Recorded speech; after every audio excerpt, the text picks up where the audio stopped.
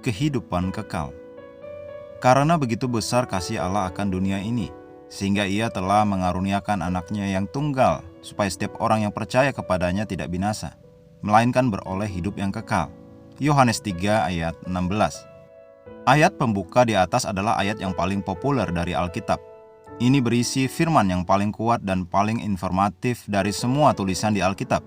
Dikatakan siapa saja yang percaya kepada anak Allah memiliki kehidupan yang kekal, yang berarti mereka terpisah dari kehancuran, dosa, kegagalan, kerusakan, dan lain-lain. Apa itu kehidupan yang kekal? Apakah itu hanya berbicara kehidupan yang terus berlanjut? Tidak, definisi ini bahkan tidak memberikan informasi yang sebenarnya. Untuk memahami kehidupan yang kekal, engkau harus tahu apa itu hidup yang kekal. Ini mungkin mengejutkan beberapa orang yang mengira definisi itu sama.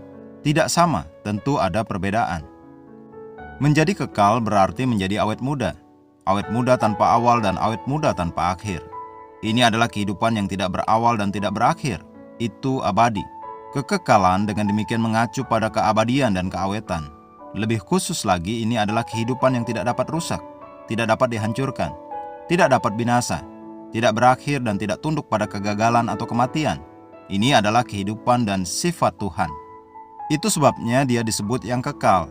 Alkitab berkata dalam Mazmur 90 ayat 2, "Sebelum engkau menciptakan bukit-bukit atau menjadikan dunia ini ada, engkau adalah Allah yang kekal dan akan menjadi Allah selamanya." Kehidupan kekal adalah kehidupan abadi dengan permulaan, yang memiliki awal tetapi tidak ada akhir. Para malaikat misalnya memiliki hidup yang kekal dengan permulaan. Meskipun mereka hidup selamanya, mereka memiliki permulaan.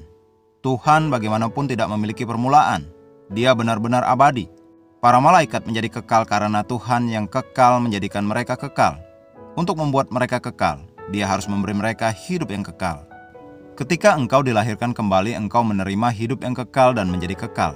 Engkau dibawa dari kemanusiaanmu ke dalam kekekalan. Dengan menerimanya, engkau masuk ke dalamnya. Itulah awal kehidupanmu dalam kekekalan.